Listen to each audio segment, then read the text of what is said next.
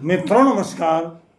पावन ज्योतिष प्रभात YouTube channel पर आप सबका स्वागत है। आज के वीडियो का टाइटल बड़ा ही महत्वपूर्ण, बहुत उपयोगी, बहुत डिमांडेड, बहुत प्रतीक्षित और आप सबके लिए बहुत ही आकर्षक है, बहुत ही प्रभावी है। शीर्षक का नाम है सिर्फ 10 मिनट में जीवन के शुभ समय की जानकारी कैसे करें। The exact rule to know the auspicious time of life. जी हाँ, ये एक उदाहरण कुंडली तो है। आप सभी जानते हो कि मैं किसी न किसी कुंडली का उदाहरण दे के ही वीडियो तैयार करता हूँ, लेकिन वो कुंडली एकदम असली होती है। आज एक ऐसे जातिका माने कन्या बालिका की कुंडली है, जिसके पिताजी हमारे मित्र हैं, एकदम कि बाहर के हैं, वहाँ काम करते हैं शिलांग वगैरह में, लेकिन हमारे बड़े मित्र हैं, बहुत दिनों से जुड़े हुए। उन्होंने कुंडली दे करके हमसे आग्रह किया कि मेरी लड़की विदेश में पढ़ाई कर रही है, उसके विवाह का समय, उसके नौकरी का समय, उसके संतान का समय, उसके जीवन के शुभ समय कोई अधिकतम जानकारी आप दीजिए। उनको मैंने दिया भी, और मेरे मन में आया कि किसी की भी कुंडली हो तो इस बालिका की कुंडली हमने दे दिया, और इसी पर हम अध्ययन करेंगे कि जीवन में शुभ समय कब कब आएगा, इसकी जानकारी कैसे प्राप्त। देखिए, शुभ समय कोई एक निश्चित समय नहीं है, निश्चित कार्य नहीं है कि धन आ गया तो वही शुभ है। हमारी जो इच्छाएं हैं, मनोरथ है, मनोकामना है, आवश्यकता है, जो हम कार्य करना चाहते हैं, वो कब पूरा होगा वही शुभ समय है।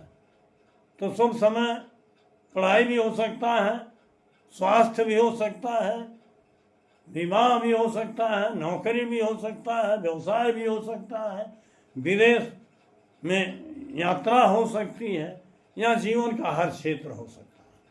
तो 2-4 कार्यों को हम इसमें देखेंगे। अगर हम किसी एक कार्य को, विवाह या संतान या नौकरी देखें, तभी एक वीडियो हो जाती है। इसलिए हमने 2-4 कार्यों का जो उसका होने का समय है उसको बता करके उनकी इच्छाओं के अनुसार उनके शुभ समय को आज हम यहाँ देखेंगे। उसी तरह से आप अपनी कुंडली में भी देख सकते हैं। नियम अगर आप सटीक जान गए तो कोई भी समस्या नहीं रहेगी। आगे बढ़ने से पहले आपसे अनुरोध है कि अगर मेरे चैनल को अब तक सब्सक्राइब नहीं किए हैं तो नीचे का सब्सक्राइब बटन पुश करिए, बगल में बेल आइकन आती है उसे भी पुश करके ऑल के बटन पर क्लिक कर दीजिए, ताकि प्रत्येक वीडियो का नोटिफिकेशन शीघ्र आप तक पहुंच जाए। वीडियो पसंद आवे तो लाइक जरूर करिए, मित्रों को शेयर करिए, और अंत में एक प्यारा कमेंट जरूर करिए, उसका जवाब मैं देता हूँ। वीडियो स्किप करके मत भगाइए, क्योंकि ये 10-15-20 मिनट की वीडियो आपके लिए बड़ी उपयोगी है। आइए आगे बढ़ते हैं। उस बालिका का या जातिका का डेट ऑफ बर्थ है 15 जून 1995, 17:59 PM, 5:59 शाम को। प्लेस ऑफ बर्थ है सीतापुर, यूपी, इंडिया। जी हाँ, इस डेट ऑफ बर्थ के आधार पर उसकी वृश्चिक लग्न की कुंडली बनी। यहाँ हमने आपकी सुविधा के लिए लग्न चार्ट और कस्प चार्ट सबसे पहले रख दिया है। यहाँ हमने केपी प्लेनेट से लिखा है, और कुछ महादशा अंतरदशा की नोटिंग भी किया है, जो समय समय पर आपको इंगित करता रहूँगा। यहाँ देखिए, लग्न कुंडली और कस्प कुंडली में राशियाँ यथावत हैं, लेकिन ग्रह बदल गए हैं। देखिए, बृहस्पति लग्न कुंडली में लग्न में है, लेकिन यहाँ 12वें आ गया, राहु 12वें है, 11वें आ गया है, मंगल 10वें है तो 9वें आ गया है, सूर्य लग्न कुंडली में 8वें है तो 7वें आ गया है, केतु लग्न कुंडली में 6वें है तो 5वें आ गया है, कस्प में 5वें आ गया है, और बुध जो है शुक्र और बुध 7वें थे तो 6वें आ गए हैं, सूर्य 7वें हो गए 8वें से, शनि 4थे हो गया 5वें से, और चंद्रमा 3 से 2 में। इस तरह से स्थान बदले हैं। अब ये लड़की विदेश में पढ़ाई कर रही है। आज हम केवल शुभ समय की बात करने वाले। अगर हम देखें कि इसके भाग्य में नौकरी है कि नहीं, विवाह है कि नहीं, तो लंबा प्रोसेस है। हम समय को केवल देखेंगे। उसके लग्न, उसकी कुंडली में हमने देखा कि विवाह विदेश योग है, विदेश में पढ़ाई कर रही है, उसका विवाह योग है, वो विवाह होगा। उसके विवाह में प्रेम विवाह योग है, वो भी होगा। उसका संतान पक्ष भी टाइम हमने बताया है, संतान पक्ष का भी योग है।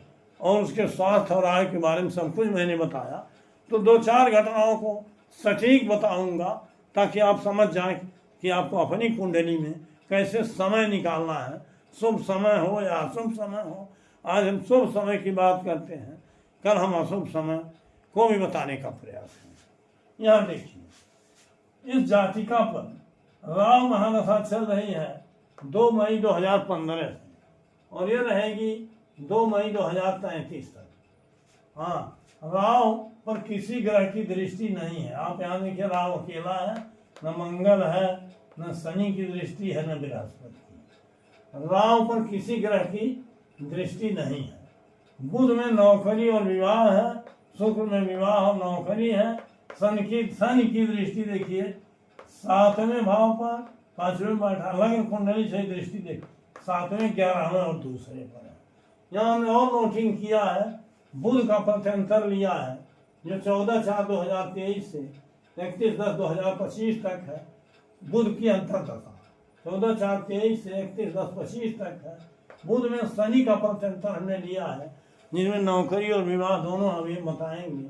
6/6/25 से 31/10/25 तक, जून 25 से 31 अक्टूबर 25 तक।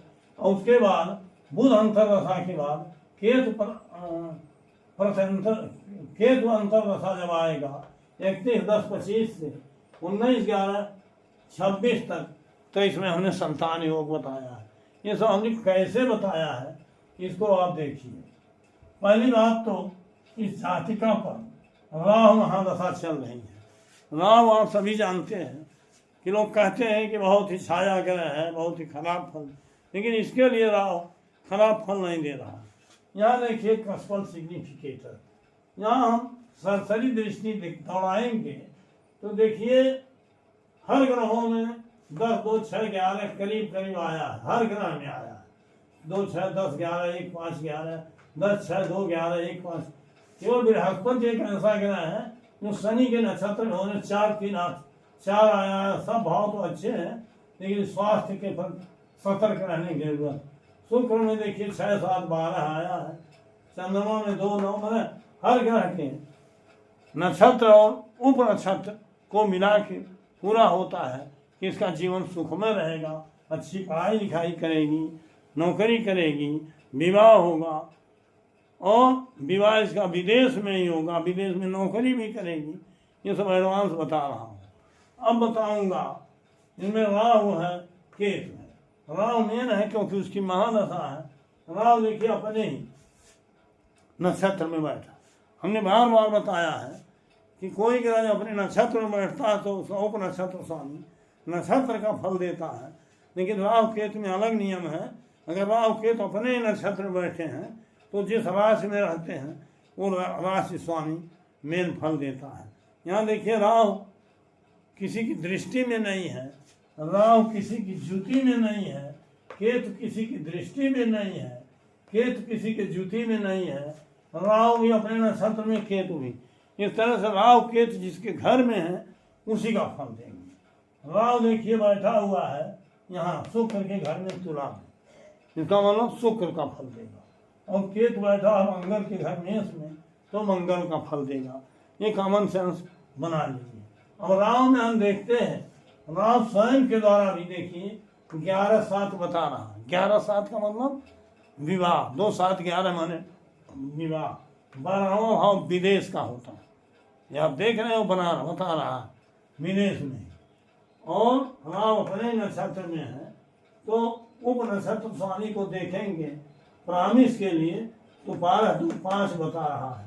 यहाँ देखिए 5 भी बता रहा है, 7 भी बता रहा है। इसका मतलब प्रेम विवाह प्रत्यक्ष है। और राहु पर चूंकि प्रभाव शुक्र का है, क्योंकि शुक्र के घर में है, शुक्र का कंडीशन हम देखेंगे। शुक्र देखिए 6वें 7वें 12वें, मतलब विदेश का, नौकरी का और विवाह का दोनों का जो बता रहा है चंद्रमा के नक्षत्र में है। 2-9 बता रहा है, उच्च शिक्षा भी बता रहा है, और राव के उप नक्षत्र में है। राव में 11 साल, अर्थात शुक्र जो है राव को बल दे रहा है विवाह और नौकरी के लिए। शुक्र में देखिए 6वां स्थान भी है, 7वां, अर्थात राव में पर्याप्त बल है विवाह और नौकरी के लिए। अब राव में बुध की अंतर, अभी राव की महादशा तो 2033 तक रहेगी, लेकिन बुध का बल हम देखते हैं। बुध में देखिए 6, 7, 8, 11, 8वां अध्यक्ष की है, लेकिन विवाह है 6, 7, 11 भी है। बुध चंद्रमा नक्षत्र में 2, 9 भी है। और देखो शनि इसका उप नक्षत्र स्वामी है, जिसमें 4, 3, 4 और 12, 2, 5 है। अर्थात बुध के अंतरदशा में 5वां भी आया है, 12वां भी आया है, 7वां भी आया, 6वां भी आया है, 11वां भी आया। अर्थात नौकरी और विवाह बुध दोनों देगा। अब बुध की अंतरदशा तो यहाँ है 16/4/2023 से 31/10/2025 इसी अक्टूबर। अब इसमें नौकरी कब मिलेगी, विवाह कब मिलेगी, इसके लिए हमने शनि को चुना है। शनि को क्यों चुना है? शनि में देखिए 4, 3, 4 तो है, लेकिन बृहस्पति के नाते 12, 2, 5 आ गया है। मंगल के उप नक्षत्र में 6वां आया है, तो 2 के साथ कनेक्ट हो रहा है। 6, 7, 12 भी आया है, विदेश भी आया है, नौकरी भी आया है, विवाह भी आया है, तो कुल मिला के 5वां आया है, प्रेम विवाह भी आया है। इस तरह से शनि जो 5वें से प्रेम विवाह, 7वां आने के नाते अब शनि देखिए द्वितीय भाव आ गया, 5वां आ गया है। शनि की दृष्टि अभी आपने देखा, शनि इसलिए सवाल है कि प्रेम वाले स्थान में बैठ के 7वें को भी देख रहा है, 11वें स्थान को इच्छा पूरक स्थान को, और द्वितीय स्थान 2, 7, 11 को भी देख रहा है। तो शनि विवाह और प्रेम विवाह को कर ही रहा है, और उसका उपनिषद स्वामी मंगल 6वें को सपोर्ट कर रहा है, 6वें को सपोर्ट कर रहा है। क्योंकि जब 2, 6, 10, 11 में से कोई भाव आया हो तो वो सपोर्टिंग हो जाता है, वो भी नक्षत्र के माध्यम से। शनि में देखो द्वितीय भाव आया, शनि में 11वां भाव दृष्टि से आया, द्वितीय भाव भी आया है। इस तरह से शनि के पीरियड को हमने चुना कि पहले नौकरी लगेगी तब विवाह, और उसका जिद भी यही है। तो शनि का प्रत्यंतर दशा है 6 जून 2025 से 31/10/25, मतलब जून 25 से 31 अक्टूबर 25 तक का ही वो पीरियड है, जिसमें नौकरी या विवाह दोनों हो जाएंगे। क्योंकि प्रत्यंतर के आगे हम बढ़े नहीं, गोचर देखें, तो इसी पीरियड में चाहे पहले विवाह हो चाहे नौकरी हो, दोनों को होना है। अब मित्रों, बुध का प्रत्यंतर 31 अक्टूबर 25 को खत्म हो रहा है, और केतु का जो अंतर दशा आएगी 31/10/25 से और 19/11/26 तक रहेगी। केतु आप देख लीजिए, केतु में 5, 1, 6 है, अर्थात 5वां भाव, और केतु अपने नक्षत्र में फिर 5वां है। यहाँ भी देखो बृहस्पति के उप नक्षत्र में 5वां यहाँ भी है, तो 5वां भाव है संतान। केतु मंगल के घर में बैठा है, इस नाते मंगल को भी हमने लिया। 9, 4, 6 7वां भाव इसमें है, और 9वां भाव है, 10वां भाव है, 7वां भाव है। इस तरह से मंगल की दृष्टि भी आप देखें, लग्न पे भी है और 5वें भाव पर, अर्थात संतान पक्ष पर है। इस तरह से केतु के पीरियड में हमने बताया कि संतान हो, तो अगर वो पढ़ाई पढ़ रही है, नौकरी का पीरियड लगा तो भी शुभ समय, विवाह का पीरियड आया तो भी शुभ समय, संतान का पीरियड आया वो भी शुभ समय। हमने हर ग्रहों में बताया है कि जिस भी ग्रह की दशा अंतरदशा आएगी उसकी आर्थिक और सामाजिक स्थिति मजबूत होगी, क्योंकि हर ग्रह उस लायक है। थोड़ा गहराई से देखिएगा आप भी। तो इस तरह से आप अपनी कुंडली में भी ग्रहों को देखकर, ग्रह किस राशि और भाव में, भाव राशि में है, ग्रह किस नक्षत्र में है, उस नक्षत्र में जरूर वांछित भाव आया हो, उप नक्षत्र उसके नक्षत्र में भी वो भाव टैली कर रहे हैं, मेल कर रहे हैं, तो हेल्थ, वेल्थ, व्यवसाय, जीवन की हर समस्याओं को आप देखिए, और जो उसकी ज़रूरत है, अगर ज़रूरत वाले भाव आए हैं उसकी दशा में, अंतर्दशा ऊपर अंतर में वो कार्य पूरा होगा, तो यही शुभ समय है। और अगर एक काम को हम देखें तो उसी में पूरी वीडियो हो जाएगी, लेकिन जीवन में कब कब शुभ समय आया है, कई हमने ज़रूरत वाले कामों को देखा है। जैसे हमने देखा नौकरी कब लगेगी, हमने देखा प्रेम विवाह होगा क्या होगा, विदेश में नौकरी करेगी नहीं, सब पर हमने बात किया है। शादी कब होगी, संतान कब होगा, और भी विषयों पर हमने गहन चर्चा किया है। इस तरह से अगर आप भी किसी की कुंडली या अपनी कुंडली देख के फलादेश करो और उसका शुभ समय निकालो, तो कितना खुशहाली उसे होगी और आपको भी आत्म संतुष्टि होगी, क्योंकि आपका भविष्य और फल कथन सही हो।